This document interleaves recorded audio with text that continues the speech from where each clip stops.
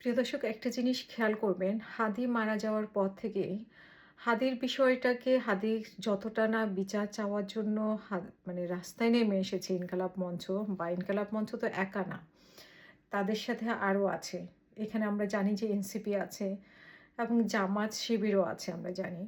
শুধুমাত্র বিএনপি ওইখানে উপস্থিত নেই। শুরু থেকে এটা স্পষ্ট যে হাদির হয়তো বিচার চায় বিএনপি, কিন্তু আলাদাভাবে চায়, কিন্তু ওদের সাথে যে ইনকালাব মঞ্চের সাথে এক হয়ে যাওয়া সেটা না। তো হাদির বিচারটা আসলে যতটা না বিচার চায়, ততটা হচ্ছে রাজনৈতিক কার্ড হিসেবে এটাকে ইউজ করার চেষ্টা করা হচ্ছে। হাদির বিচারের জন্য যতটা সক্রিয় না, তার থেকে বেশি সক্রিয় কখন রাজনৈতিক ইস্যু হিসেবে এটাকে মাঠে আনা যায়। প্রয়োজনে এটাকে নিয়ে, যেহেতু এটা হাদি মানুষের একটা আবেগের জায়গা, হাবি হাদি মানুষের একটা ভালোবাসার জায়গা।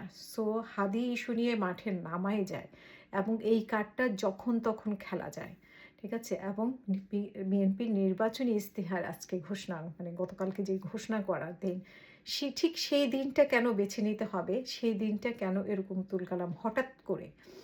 দেখেন হাদি কার্ডটাকে কিভাবে ইউজ করা হয়েছে, মানে পরিকল্পিতভাবে যে এই হাতি কার্ডটাকে ইউজ করা হয়েছে, আপনারা কিন্তু কেউ এটাতে দ্বিমত পোষণ করতে পারবেন না। ঠিক আছে? এটাতে না হয় এতদিন শান্ত থাকার পরে হঠাৎ করে বিএনপি যেদিন ইশতেহার ঘোষণা করবে, সেদিন কেন হাদি কার্ডটা খেলা হবে?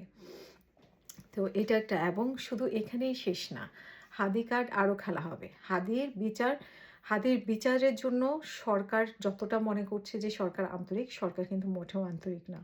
আপনারা দেখেন, স্বরাষ্ট্র উপদেষ্টা কিন্তু এখন কিছুই বলে না। ওই যে সাংবাদিকদের সাথে হুমকি ধুমকি দিল যে মানে উনি আলু পটল নিয়ে কথা বলবে, কিন্তু হাদি ইস্যু নিয়ে কথা বলবে না, বা অন্য কোনো ইস্যু নিয়ে কথা বলবে না, এবং উনি মেজাজও খারাপ করেছেন। যাই হোক, ওইটা নিয়ে উনি বদারই করেন না। হাদি নামে কে মারা গেল আর কে গেল না, সেটা বাংলাদেশের মানুষের গেছে, আমরা জানি আমাদের কে গেছে হাদি।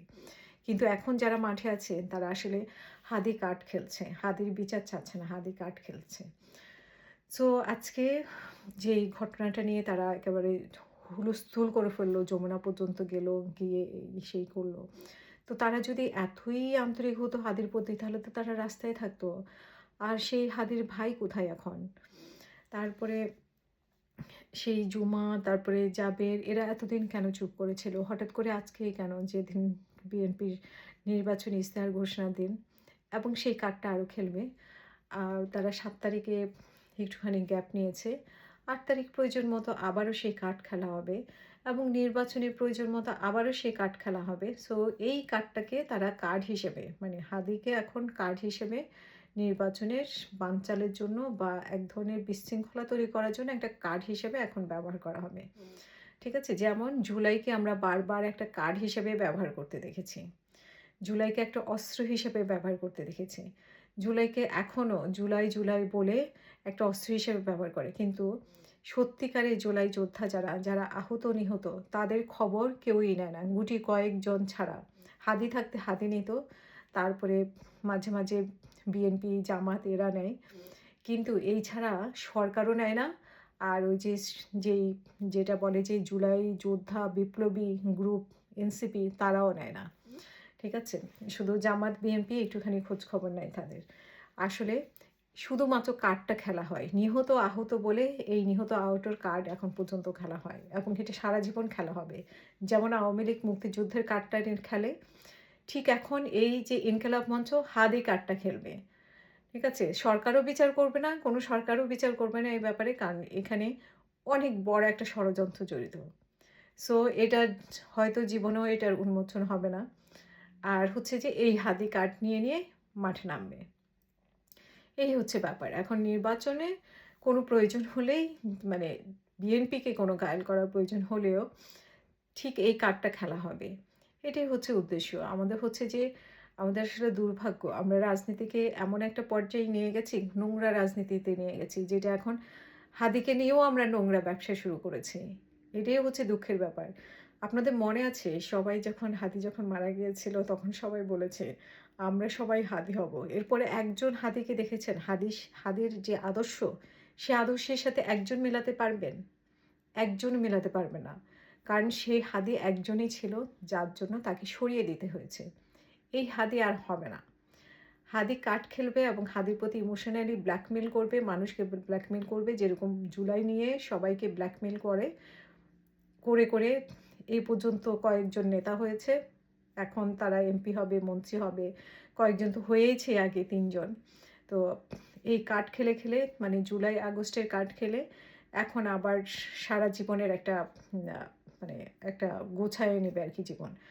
সত্যিকারে যারা হারিয়েছে, যারা সন্তান হারিয়েছে, যারা পা হারিয়েছে, তারা হাত হারিয়েছে, চোখ হারিয়েছে, তারা জানে, তারাই সত্যিকারের জুলাই যোদ্ধা এবং তারা জানে যে তারা কীভাবে মানে সারভাইভ করতেছে, তারা কীভাবে বেঁচে আছে।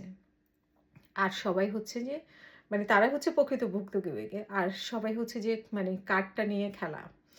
এই কার্ডটা নিয়ে খেলে নিজেদেরকে অনেক উপরে উঠাবে, উঠে গেছে অনেকেই, আরও উপরে উঠবে। যাই হোক, কোনো কিছু বিপ্লবের কোনো সবাই সুযোগ সুবিধা পায় না, কেউ এই সুবিধা ভোগ করতে পারে, কেউ মানে লুজার হয় আর কেউ লাভবান হয়, এটাই বাস্তবতা। তো হাদির বিষয়টাও সেরকম, আমরা আসলে সব কিছুই আমরা রাজনৈতিকভাবে চিন্তা করি, এটি হচ্ছে দুঃখের বিষয় যে আমরা আসলে প্রকৃতিভাবে আমরা যাকে যেই স্থানে দেওয়ার কথা আমরা তাকে সেই স্থান দেই না। আমরা সব কিছুই রাজনৈতিকভাবে চিন্তা করি, আমরা ইমোশনালি ব্ল্যাকমেল করি, আমাদের রাজনীতিটাই হয়ে গেছে এরকম। আমরা সুস্থ সুন্দর বা নতুন ধারার কথা আমরা শুনেছি, কিন্তু নতুন সেই রাজনীতি কিন্তু আমরা পাইনি। আমরা যতই বলি না কেন আমরা একটা ফেসিস্ট দাঁড়িয়েছি, আমরা নতুন কিছু দিব, কিন্তু নতুন কি পেয়েছি আমরা? নতুন আমরা কিছুই পাইনি, বরং আরও পুরাতনটাই আরও নোংরাভাবে আমরা সামনে আসতে দেখছি। যত নোংরা, যতভাবে বাজেভাবে হোক আমরা সামনে আসতে দেখছি, কিন্তু আমরা নতুন তো কিছুই পাইনি। পুরাতনটাই আছে, বরং আরও নোংরাভাবে, আরও বাজেভাবে আছে। তো আমরা আসলে কবে এ থেকে মানে এত বড় একটা বিপ্লব হয়ে গেল বা একটা গণঅভ্যুত্থান হয়ে গেল, আমরা এর থেকে বের হয়ে আসতে পারিনি।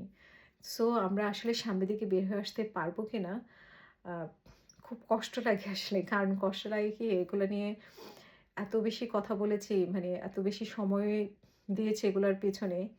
এখন যখন দেখি যে মানে রেজাল্টটা আসলে কি হচ্ছে, তখন খারাপ লাগে যে বিদেশের বাড়িতে থেকে সময় বের করে দিনের পর দিন টকশো করা, একটা সুন্দর দেশের স্বপ্ন দেখা, কিন্তু সেই জায়গাটা আমরা আসলে পাই নাই। এখানেই দুঃখ, এখানেই কষ্ট লাগে যখন দেখি যে শুধু আমি কেন, আমার মতো আরও অনেকেই এটা নিয়ে কাজ করেছে, কিন্তু মনে হয় যে যখন যে এটাকে আবেগ হিসাবে, এটাকে কার্ড খেলা হিসাবে খেলা হচ্ছে। এই যে হাদি কতই না ভালোবাসতো দেশটাকে, কতই ভালোবাসতো মানে মানুষকে, সেই হাদিকে নিয়ে আমরা এখন ইমোশনালি ব্ল্যাকমেল করার চেষ্টা করি, সেই হাদিকে নিয়ে আমরা রাজনীতি করি। এগুলো আসলে খুবই কষ্টের, এগুলা আমরা নতুন কিছুই পাইনি, আমি জানি না আর কয়টা অভ্যুত্থান হলে, তারপরে গণ অভ্যুত্থান হলে আমরা এটা পাবো, নতুন একটা বাংলাদেশ পাবো। আমাদের সেই স্বপ্নের বাংলাদেশ, যেসব দেশে আমরা থাকি সেসব দেশের মতো আমরা চাই যে আমাদের বাংলাদেশ হোক। প্রিয় দর্শক, আবেগে অনেক কথা বললাম। একদিকে হাদির আবেগ, আরেকদিকে হচ্ছে গণ অভ্যুত্থানের, আরেকদিকে হচ্ছে আমি জানি যে কতটা যুদ্ধ করে, কষ্ট করে, সময় বের করে আমি এগুলো করি। যদি আপনারা অনেকে গালি দেন, তারপরেও বলবো যে এটা করেছি, দেশের জন্য কাজ করেছি, কাজ করে যাব, যতই গালি দেন সমস্যা নেই। তবে মানুষের পক্ষে কাজ করে যাব, কোনো দলের পক্ষে না।